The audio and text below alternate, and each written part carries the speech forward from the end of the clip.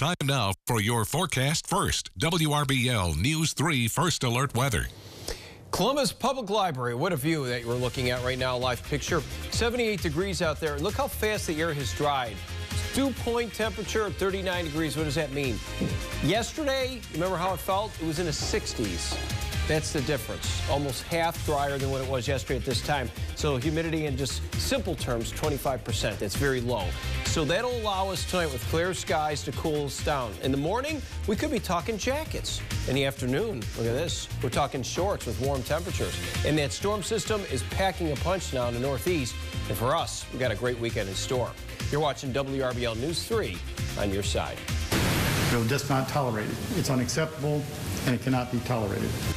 Superintendent David Lewis on the arrest of a teacher on sexual assault charges. Plus, they weren't made to feel welcomed when they returned from the Vietnam War. Now, a local high school not only rolled out the welcome mat, but preserved their stories for the world to hear.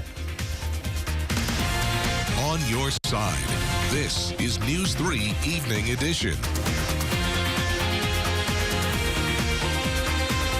Good evening, everyone, and thank you for trusting News 3. I'm Teresa Whitaker. And I'm Phil Scoggins. In a story you saw first on 3, the Muskogee County School District addresses the arrest of a third-year high school teacher on sexual misconduct charges. News 3's Jamisha Live was at this morning's news conference. She joins us now with the reaction of school officials. Jamisha. Phil, Teresa, the news conference comes following the recent arrest of the Northside High School teacher Kristen Davenport. This morning, school district officials assured the public they take these kinds of charges seriously. It's unacceptable, and it cannot be tolerated. 27-year-old Kristen Davenport is facing a charge of sexual assault. Yesterday, the Muskogee County School District dismissed Davenport from her position at Northside High School. This is all following a series of events with an anonymous report that was made to the police department and the district administrators initially on April 18th. The Muskogee County superintendent wanted to assure parents that the situation is being handled. The allegations being investigated by the police department fall under Standard 2 of the Code of Ethics, and we will be referring this incident to the Commission for the review and investigation. Davenport, a science teacher, has been on the job for 3 years. School officials shed some light on the background checks process, which goes beyond the Georgia Bureau of Investigation and the FBI. The Commission also checks all applicants through a National Clearinghouse database for educator discipline. We expect our employees to maintain professional relationships with students, whether in or out of the classroom. Davenport's arrest follows 2 other unrelated incidents that also resulted in arrest in a short time frame. They all happened within the same 2-3 weeks, but they are unrelated. The second incident with the substitutes had nothing to do with sexual misconduct. Davenport is scheduled to appear in court tomorrow. No bond has been set yet. Teresa? All right, thank you, Jamisha. Only on 3, Vietnam veterans were welcomed to Auburn High School today as students honored their service by preserving their stories. Since 2014, the experiences of 276 Vietnam vets are now archived at the Library of Congress through the school's Recorded Oral History Project. News 3's Elizabeth White has the story. Recorded conversations between Vietnam veterans and groups of AHS students are leading to a deeper understanding and respect of what these men experienced at war and at home. I felt like I was hiding it because of the way we were treated when we came back. I think I didn't speak out or talk about it like I should have. And to see that the guys that died and those that served did it believing in the country.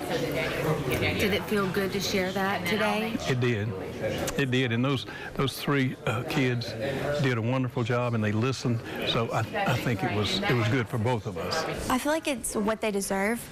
I feel like it's something that they've deserved for a long time that we haven't exactly given them. He kept talking about his heart behind service and how much he wanted to serve his country and how he wanted to serve others, and I thought that was truly honorable. Dr. Blake Busbin began the oral recordings back in 2015 through the AP History Project. Alabama's History Teacher of the Year introduces the history makers to his students, bridging the gap between generations through respect and admiration. I'm hoping it shows that the students care, that today today's generation or upcoming generation, they're a great generation, and they're ready to show their respect to those who came before them and to continue the honored tradition of America. You know, the ones we lost along the way, their faces I can still see, and their voices you can hear them. And now the hope is students born decades after Vietnam have a better chance of remembering too. Reporting on your side in East Alabama, I'm News 3's Elizabeth White. Along with sending the audio histories to the Library of Congress, veterans are also given a personal recording of their interview to share their stories with their families. Now to a developing story. We are learning more about the new VA clinic that's coming to Warm Springs Road in Columbus. The system that serves veterans in our area, the Central Alabama Veterans Healthcare System, held a town hall meeting today, updating veterans on that new clinic. News 3's Angelicia Bruton attended that meeting. She has more on when the VA clinic is scheduled to open. Angelicia. Phil and Teresa, Central Alabama VA representatives say that the new VA clinic is scheduled to finish construction in June 2021. Veterans here in Columbus say they are looking forward to better service. A new VA clinic located at the old Blue Cross Blue Shield building is scheduled to open doors the summer of 2021. Regine Douglas says she's glad to see a new clinic come to a more centralized location, but she still has concerns. My concern is that there's still not an emergency room for veterans to go to that have not retired and through the military.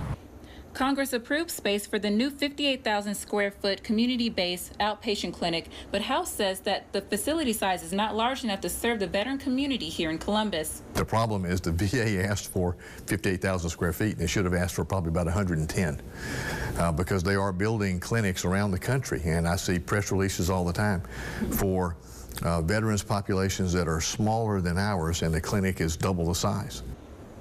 The new clinic will feature specialties that Patricia Lydell says are not on post or at the 13th Avenue location. Trying to bring the eye clinic, and if you need, OBGYN, they're trying to make sure that that's there, and they're trying to make sure that if you have to have a cardiologist, maybe that will be there as well, or a rheumatologist. They're just trying to make sure that the veteran will have less travel. Douglas says she hopes the new clinic will bring better treatment for her and other women veterans. You're getting taken care of. Sometimes your voice is not heard as a woman. So you get seen, but some issues you might be in some pain in your stomach. Oh, maybe that's your female issues or something. So it's not taken.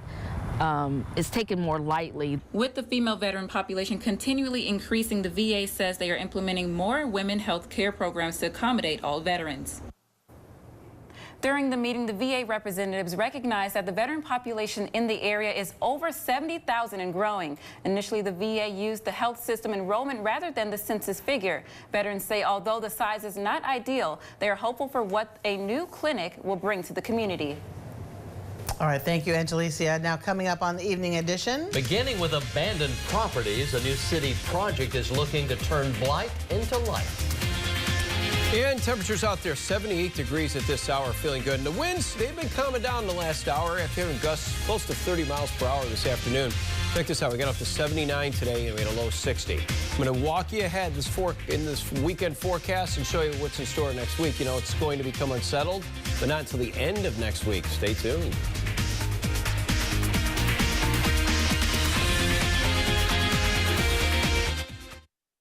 You found it, your dream vehicle. You just don't know the price. Until now. Get one price pre-owned vehicles at AutoNation today. Over 20,000 vehicles, all clearly marked with our lowest price. Save now at AutoNation.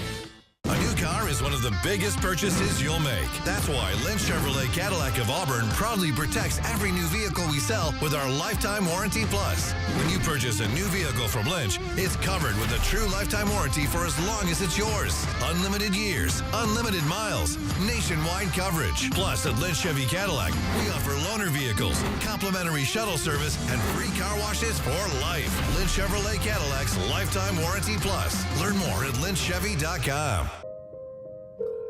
Attorney Ken Nugent, how can I help you? Some guy ran my wife off the road and she crashed. Oh, I'm so sorry to hear that. Is she okay? She just got out of surgery. Would you be able to meet us here at the hospital? Absolutely. We'll be right there.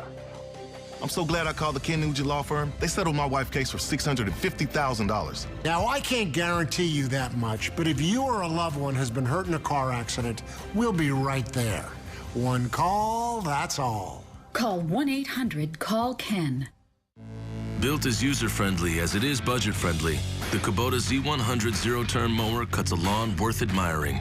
With smooth controls and a rugged deck, this machine makes mowing way more comfortable, all while delivering professional-grade results. Now through June 30th, you can bring home a new Z100 mower for as low as $83 a month. Just see your local Kubota dealer. Find a Kubota dealer near you at GoKubota.com. When buying a pre-owned car, you can count on AutoNation to make things clear.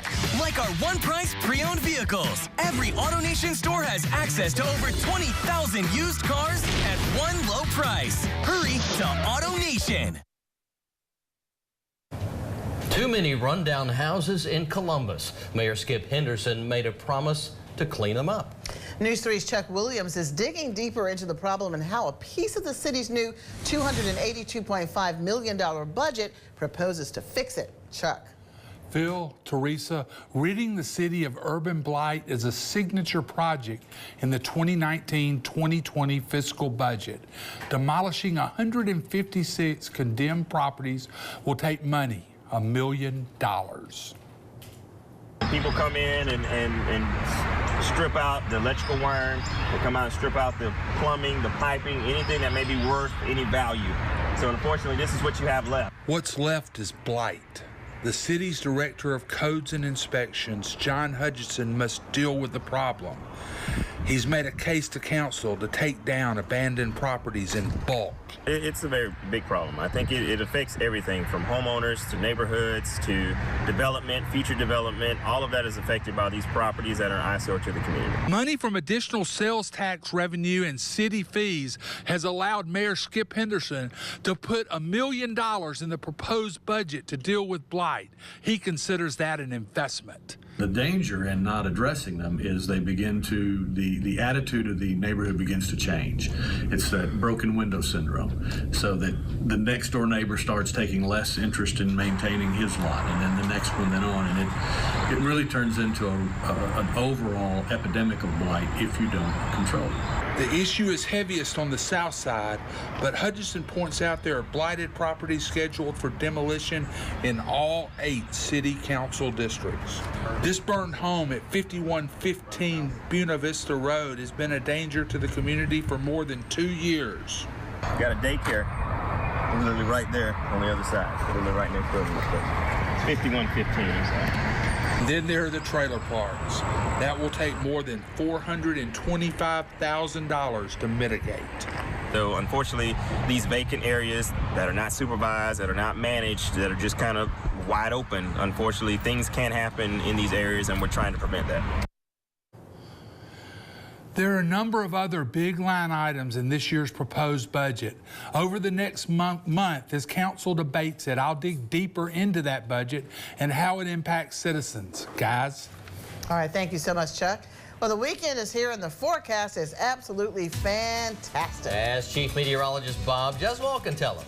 That's right, guys. And here we are. We're looking at just a little bit of a change when it comes to drier weather, sunshine. You like that? What about the other change? Heat. That's in the extended forecast. I'm talking. Turn it on the air. Oh, you're not kidding. Look at today. I just want to show you that 79-degree reading. And the weak disturbance will track coming up in your forecast is nothing more than that. Saturday all bright. Sunday some clouds to the north, but not worried about any rain with this system.